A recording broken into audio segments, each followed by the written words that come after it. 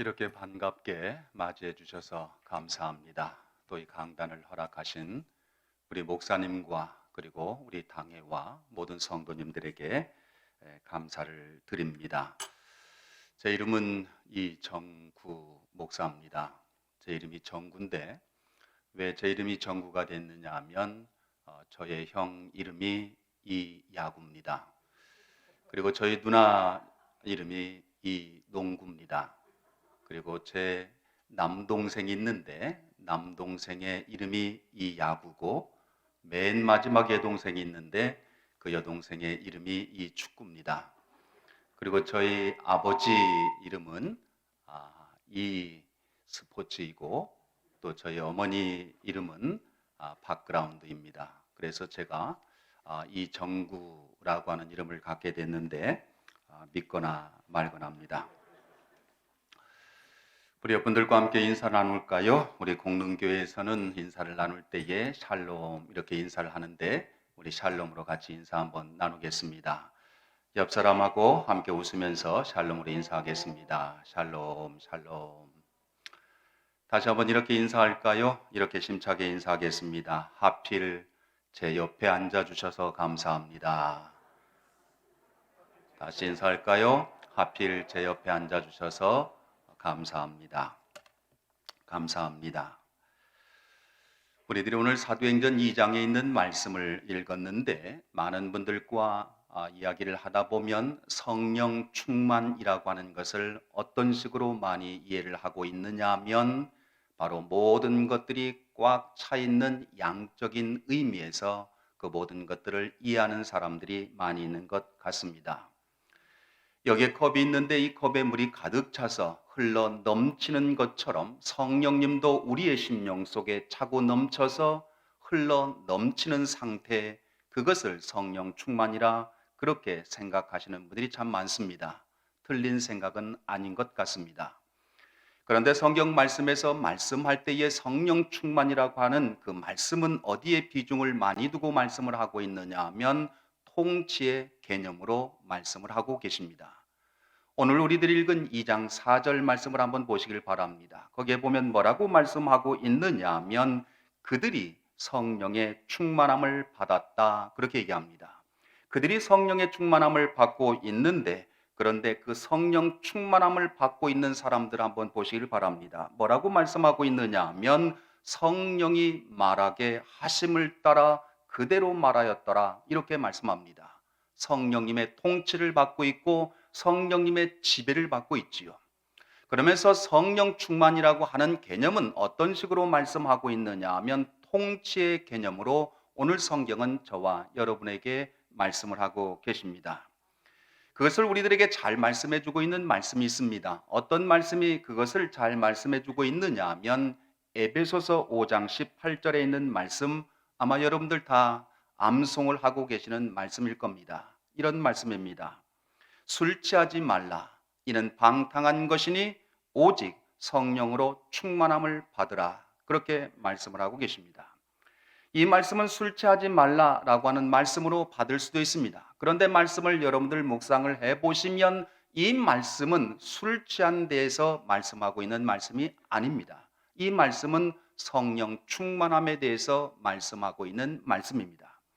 만약에 18절에 있는 말씀이 술을 취하는 것에 대한 술에 대한 이야기를 했다고 한다면 그 이하에 나오고 있는 말씀도 무슨 이야기를 해야 되느냐 하면 술과 관련된 말씀을 기록해 주어야 맞습니다. 왜냐하면 술 취하지 말라는 것을 교훈하기 위해서 말씀하고 있는 말씀이기 때문에 그렇습니다. 그런데 말씀을 여러분들이 보시면 18절 이하에 있는 말씀을 쭉 보시면 술과 관련된 말씀은 한마디도 나오질 않습니다. 모두 다 무엇과 관련된 말씀을 하고 있느냐 하면 성령 충만과 관련된 말씀만 이야기를 하십니다. 왜 그러냐면 그 말씀은 성령 충만에 대해서 말씀을 하고 있는 말씀이기 때문에 그렇습니다. 그런데 성령 충만이라고 하는 것은 너무도 거룩한 것 아닙니까? 성령이라고 하는 것은 너무도 거룩한 건데 말씀을 보니까 그곳에 술을 등장시키고 있습니다.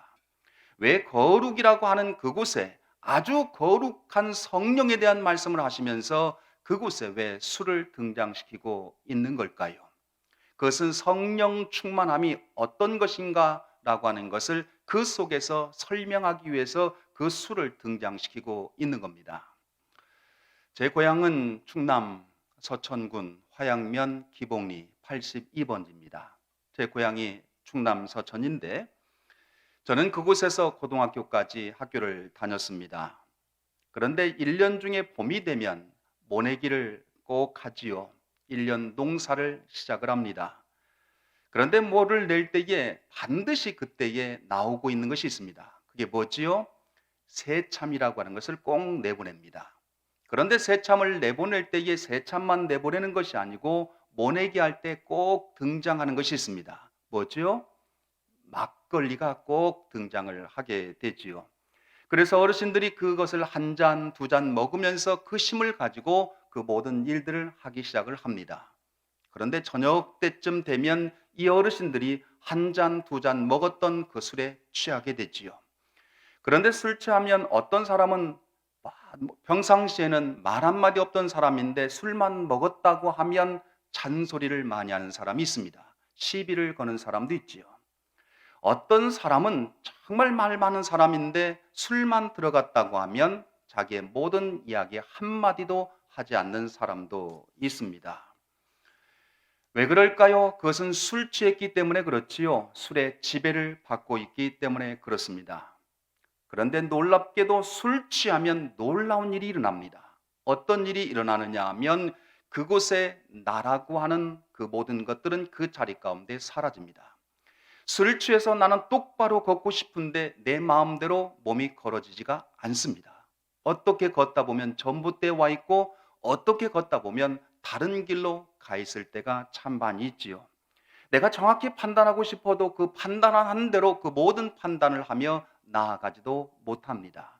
왜 그럴까요? 술 취했기 때문에 그렇습니다. 술 취하니까 어떤 일이 일어나고 있느냐 하면 나의 판단과 내 능력과 그리고 나의 그 모든 것들은 다 사라지고 그 자리 가운데 뭐만 남느냐 하면 바로 술이 시키는 대로 하는 것만 그 자리 가운데 남습니다. 여러분, 성령 충만이라고 하는 것이 뭘까요? 성령 충만함이 있으면, 성령의 통치함을 받으면 나는 그 자리 가운데 없는 겁니다. 누가 그 자리 가운데 드러나느냐 하면 성령님이 드러나고 성령님이 원하시는 열매들이 드러나고 성령님께서 기뻐하시는 열매들만 그 자리 가운데 있는 겁니다. 나의 자신에 있는 모든 고집과 아집과 모든 그런 것들은 다 어디 간데 사라지고 하나님께서 원하시는 것만 그 자리 가운데 있는 겁니다. 그래서 오늘 성경 말씀 속에서 성령 충만에 대해서 이야기할 때 그렇게 거룩한 대한 말씀 가운데 예수를 등장시키고 있는 이유가 바로 그것 때문에 그렇습니다. 성령 충만을 받고 삶을 살아가는 것은 그 자리 가운데에 하나님의 것, 성령님의 것들만 드러나는 자리 가운데에 서야 되기 때문에 그렇습니다. 그것을 그림 언어로 우리들에게 말씀해주고 있는 말씀이 어디에 나오느냐 하면 에스겔 47장에 있는 말씀을 보면 나옵니다. 그곳의 말씀은 이렇습니다. 성전에서 물이 나옵니다. 그런데 그 물이 어디까지 차느냐 하면 발목까지 차게 되지요. 여러분, 물 발목까지 차서 걸어본 적이 있으십니까? 내 마음대로 걸어갈 수 있을 겁니다. 내가 이쪽을 가고 싶으면 이쪽을 갈 수 있고 저쪽을 가고 싶으면 저쪽으로 내 마음대로 내가 결정한 대로 움직여 갈 수가 있습니다. 그런데 그 물이 어디까지 차던가요? 무릎까지 찹니다. 무릎까지 찰 때도 어떻던가요? 내 마음대로 할 수 있던가요? 아니면 물의 움직임 따라 내가 움직이던가요? 내가 하고 싶은 대로 모든 것들이 움직여 갈 겁니다. 그런데 그 물이 또 어디에까지 차느냐 하면 허리에까지 차지요. 여러분, 그래도 내 의지대로, 내 뜻대로, 내 결정대로 내 방향을 설정해서 가게 될 겁니다. 그런데 그 불이 어떻게 되던가요? 내 온 몸을 덮어버립니다. 깊은 물이 덮어버리죠. 그럴 땐 내가 가고 싶은 대로 갈 수 있을까요? 아니요. 절대로 내가 가고 싶은 대로 갈 수가 없습니다. 물에 맡겨야 되고 물의 흐름에 따라 삶을 살아가야만 하는 것이지요. 성령 충만함이라고 하는 것은 무엇을 이야기할까요? 성령 충만함이라고 말씀하고 있는 것은 바로 그분의 것에 의해서 붙들려 삶을 살아가는 그 자리, 주님이 원하시는 것들을 드러내며 삶을 살아가는 내 것은 사라지고 성령님이 원하시는 그런 귀한 삶을 살아내는 자리가 어떤 자리냐 하면 성령 충만함의 자리입니다. 믿으십니까? 꼭 믿으시길 바랍니다. 성령 충만한 사람들은 내 아집과 내 고집은 어디 갔는지 없고 성령이 원하시는 것만 그 자리 가운데 가득 차게 되어 있습니다. 그래서 갈라디아서 5장에 있는 말씀을 보십시오. 갈라디아서 5장에 있는 말씀을 보면 성령의 열매를 맺고 있는데 성령께서 말씀하시기를 뭐라고 말씀하느냐 하면 그 모든 것들은 성령의 열매라. 그렇게 말씀하면서 누구에게 속한 열매라고 말씀하냐면 성령님에게 속한 열매라. 그렇게 말씀을 합니다. 그런데 그곳에 맺혀지고 있는 모든 열매들을 한번 보십시오. 모든 속성들이 누구의 것을 드러내느냐 하면 내 것을 드러내는 열매는 아무것도 없습니다. 그것에 드러나고 있는 모든 속성들은 하나님의 나라를 드러내고 있고 하나님의 것들을 드러내면서 그 모든 열매를 맺게 됩니다. 왜 그럴까요? 성령의 열매, 성령님의 통참을 받으면서 삶을 살아내는 자리 가운데에 맺히는 열매이기 때문에 그렇습니다. 오늘 이 시간에 함께 하나님 앞에 예배자로 서 있는 저와 여러분의 삶의 자리는 성령 충만함이 있는 자리 되시기를 주님의 이름으로 축원을 드립니다. 성령 충만함이 있어서 내 것은 온데간데 없고 하나님이 원하시는 것이 내 인생을 주관하고 내 삶의 자리 가운데서 드러나지는 것은 성령님이 원하시는 그 귀한 것들이 저와 여러분의 삶의 자리 가운데 있기를 주님의 이름으로 축원을 드립니다. 오늘 성경 말씀에 보니까 성령 충만함 가지고 있는 그 삶의 자리 가운데 나타나고 있는 열매가 있습니다. 어떤 열매인지 우리 말씀 한번 볼까요? 우리 4절에 있는 말씀 우리 같이 한번 읽어보도록 하지요. 사도행전 2장 4절에 있는 말씀입니다. 우리 이 말씀 같이 한 목소리로 읽겠습니다. 그들이 다 성령의 충만함을 받고 성령이 말하게 하심을 따라 다른 언어들로 말하기를 시작하니라. 아멘. 그곳에 뭐가 나타나고 있느냐 하면 하나됨이 나타나고 있습니다. 하나됨이 나타나고 있는 그 자리 가운데 등장하고 있는 것이 뭐냐면 바로 방언입니다. 여러분, 방언의 상징은 무엇을 얘기할 때에 방언의 상징을 이야기하나요? 방언의 상징은 성령께서 주신 선물이지만 그것이 상징하고 있는 상징 하나가 있습니다. 그게 뭐냐면 바로 하나됨이라고 하는 열매입니다. 우리가 창세기 11장에 있는 말씀을 보면 그곳에 우리가 잘 알고 있는 바벨탑에 대한 말씀이 기록되어져 있습니다. 많은 사람들이 높은 탑을 쌓습니다. 그리고 자기의 이름을 냅니다. 그 자리 가운데 하나님께서 내려오셔서 그들의 모든 것들을 다 흐트러 놓지요. 갈라놓습니다. 흐트러 놓습니다. 무엇을 통해서 흐트러 놓고 있느냐 하면 언어를 다르게 해서 흐트러 놓습니다. 창세기 11장에 있는 그 자리는 어떤 자리냐 하면 갈라짐이 있고 나눔이 있는 그 자리가 바로 창세기 11장에 있는 말씀입니다. 그런데 창세기 11장에서 그렇게 나누어져 있고 갈라져 있는 그것이 하나의 자리 가운데에 모이는 것이 있습니다. 그게 뭐냐면 바로 방언의 자리입니다. 그래서 오늘 우리들이 읽은 6절과 7절 말씀을 한번 보시길 바랍니다. 6절에서 7절 그리고 8절까지의 말씀을 여러분들이 한번 보시면 그곳에 뭐가 나타나고 있느냐 하면 방언이 나타나는데 그 자리 가운데에서 하나가 되고 있습니다. 8절 이하에 있는 말씀을 보십시오. 그곳에 많은 사람들이 나오지요. 많은 나라들이 나옵니다. 적어도 16개의 나라들이 나오고 있습니다. 그런데 그 사람들이 방언 속에서 자기의 말로 하나가 되어지는 모습을 우리들에게 보여주고 있지요. 어디에서 하나가 되느냐 하면 방언에서 하나가 됩니다.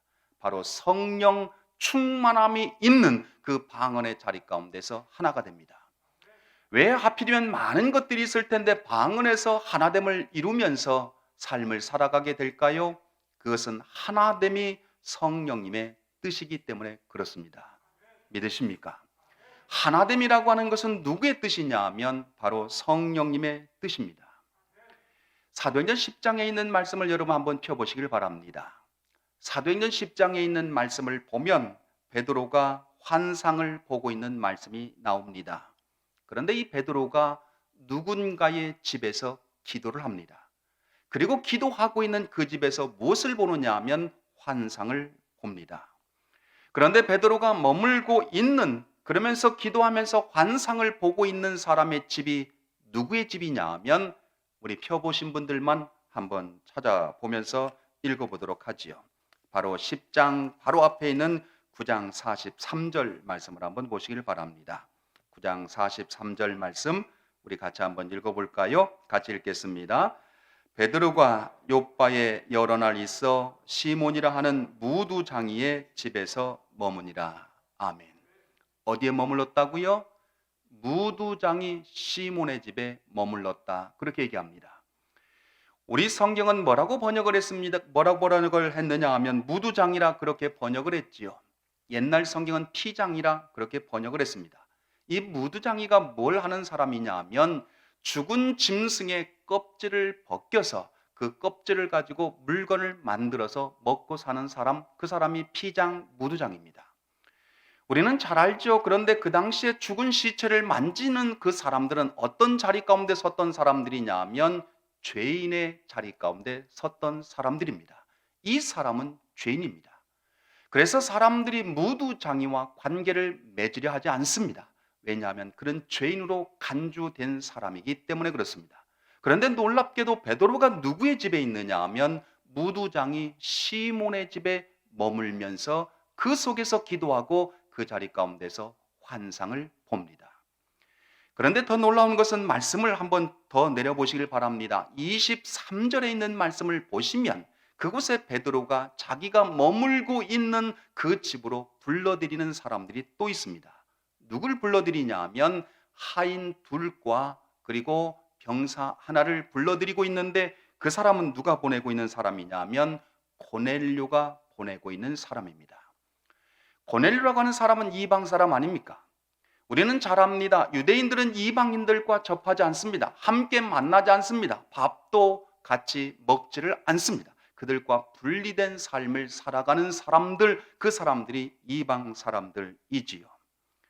그런데 오늘 말씀을 한번 보시길 바랍니다. 사도행전 10장에 있는 말씀을 보니까 지금 베드로라고 하는 사람이 있고 그리고 지금 고넬료가 보내고 있는 이방 사람도 함께하고 있고 그 당시에 죄인으로 취급하고 있는 무두장이 시몬이라는 사람도 한 집에 머물러 있습니다. 그 당시의 율법에 따르면 이것은 있을 수 없는 일입니다. 이렇게 삶을 살아가면 큰일 납니다. 그런데 해서는 안 될 일, 일어나서는 안 될 일이 그 자리 가운데에서 일어나고 있습니다. 그 세 사람들이 한 자리에 모여 있다고 하는 사실입니다.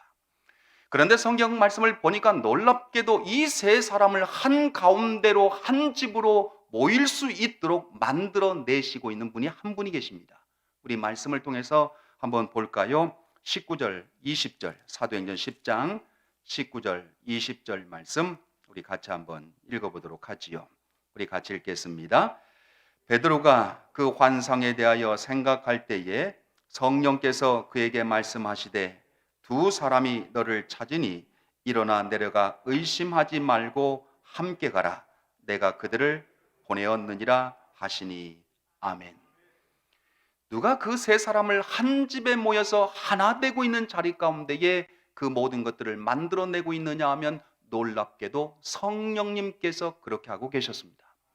왜 성령님께서 서로 다른 사람들, 만나서는 안 될 사람들, 상종해서는 안 될 사람들, 함께 만나서 먹거나 마시거나 함께 교제해서는 안 될 사람들, 그 모든 사람들이 한 자리에 모여 하나 될 수 있도록 만들어 놓고 있는 걸까요? 그것은 성령님의 뜻이 하나됨의 자리 가운데 있기 때문에 그렇습니다. 그렇기 때문에 성령 충만한 사람 자리 가운데 나타나야 될 한 열매가 있는데 그 열매가 뭐냐면 바로 하나됨이라고 하는 열매입니다.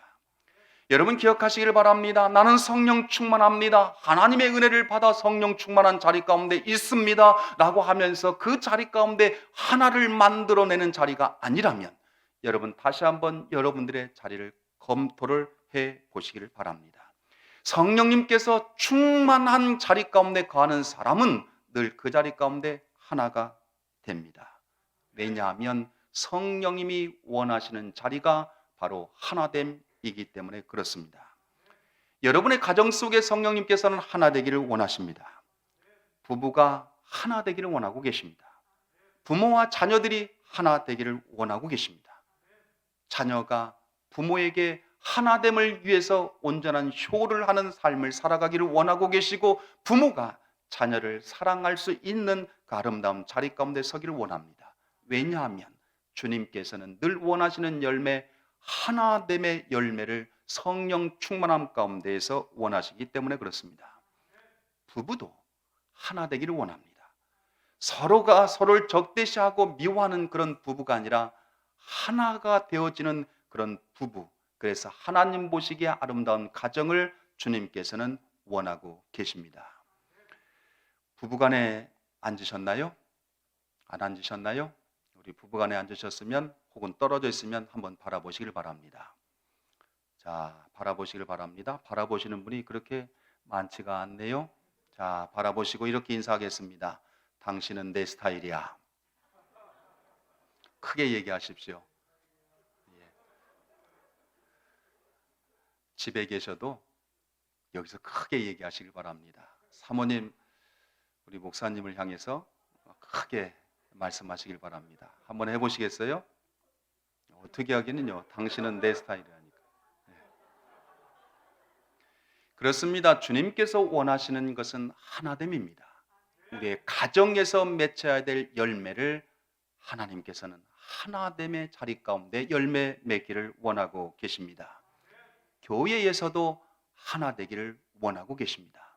모든 성도들 삶이 다르고 문화가 다르고 가치관이 다른 삶을 살아왔지만, 그러나 서로 다른 그 자리 가운데에서 성령님은 하나 되어져 가기를 원하십니다. 그 자리가 바로 성령 충만함이 있는 자리입니다. 옆 사람을 바라보시면서 이렇게 인사하십시다. 우리는 하나입니다. 우리는 하나입니다. 저는 주님의 이름으로 축원을 드립니다. 오늘 예배 중에 있으며 성령 충만함 가운데 거하고 있는 여러분들은 서로가 하나 되어져 갈 수 있는 그런 자리 가운데 서갈 수 있기를 주님의 이름으로 축원을 드립니다. 오늘 성경 말씀을 보니까 성령 충만한 자리 가운데 맺히고 있는 또 하나의 열매가 있습니다. 그 열매를 보니까 그 열매는 담대함이라고 하는 열매였습니다. 우리 2장 1절 말씀을 한번 보시죠.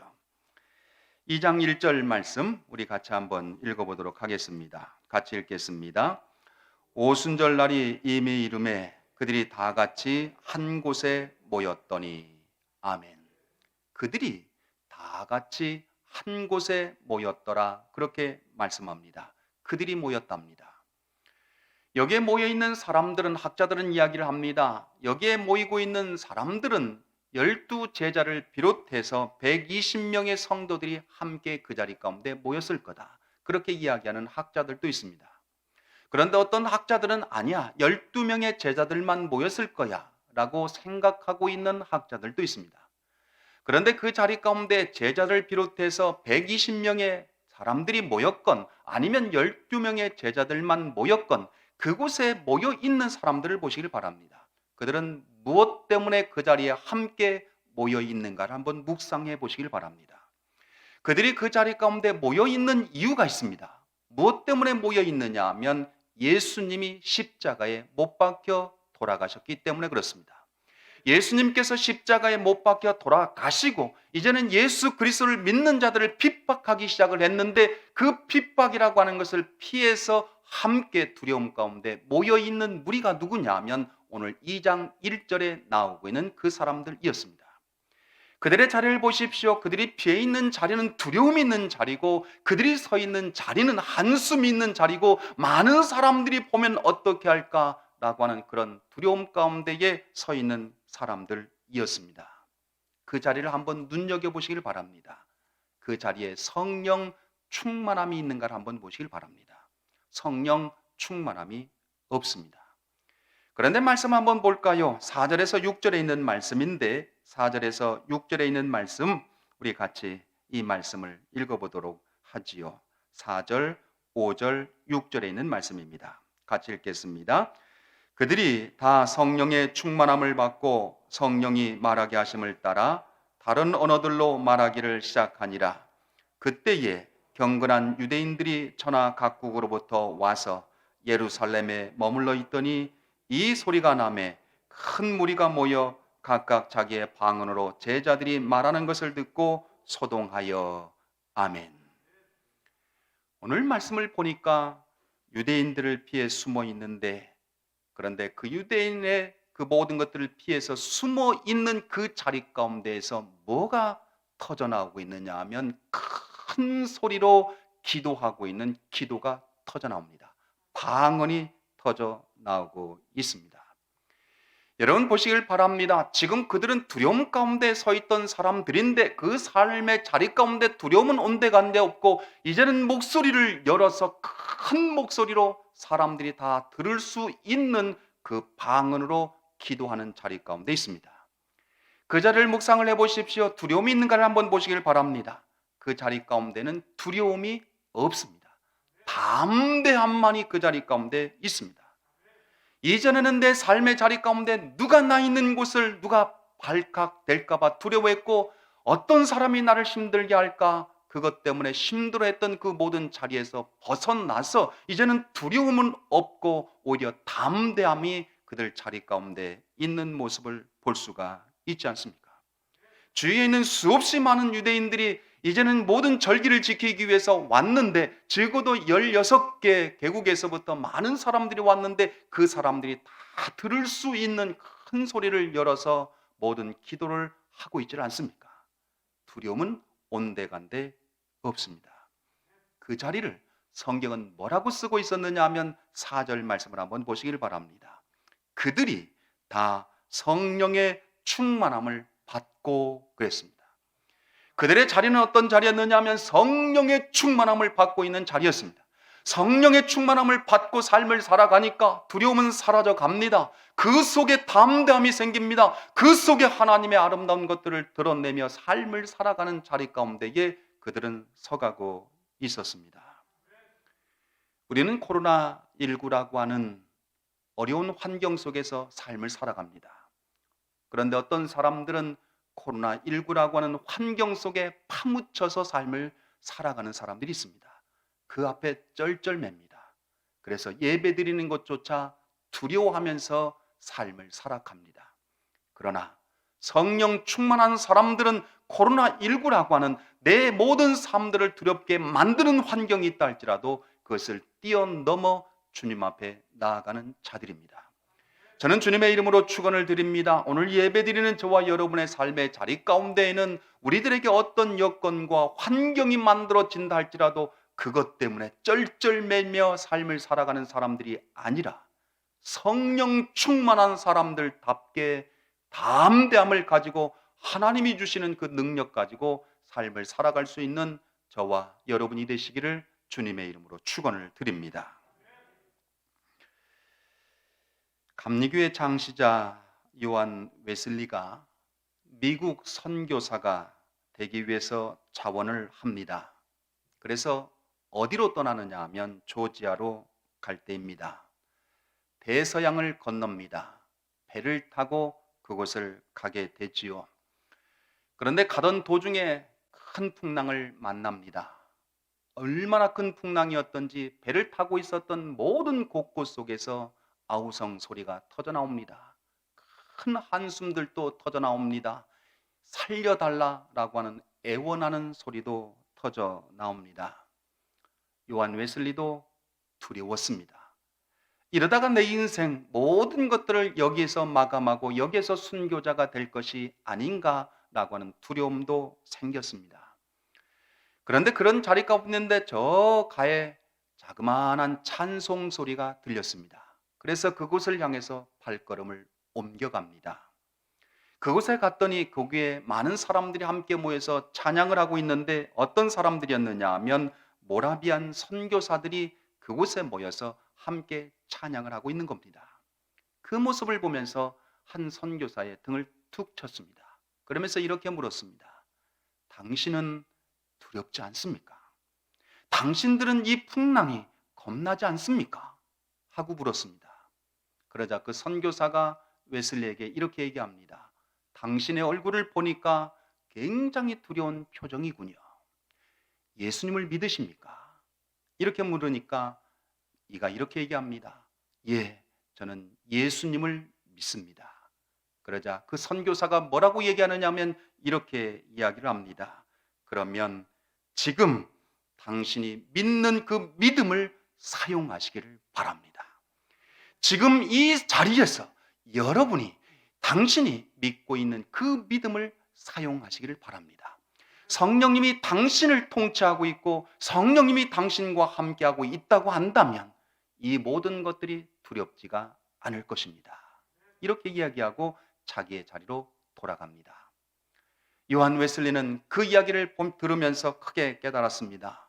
예수님을 믿는다고 하면서도 성령 충만함을 받으면서 삶을 살았다고 이야기하면서도 성령 충만함이라고 하는 그 모든 것들을 놓치고 살아가고 성령님이 나와 함께하고 계시다고 하는 것을 놓치며 삶을 살아가니까 환경 앞에서 내가 두려움 가운데 떨며 삶을 살아가고 있구나. 두려움 속에 사는구나. 라고 하면서 크게 모든 것들을 회개했다고 하는 이야기가 있습니다. 성령의 충만함을 받는 자리에는 담대함이 있습니다. 아멘인가요? 성령 충만함을 받으면서 삶을 살아가는 그 자리 가운데는 세상의 그 어떤 환경이 나에게 온다 할지라도 그 환경을 뛰어넘으면서 삶을 살아갈 수 있습니다. 워낙에 오늘 예배드리는 저와 여러분 자리 가운데에 이 담대함이 늘 가득 찰 수 있기를 주님의 이름으로 축원을 드립니다.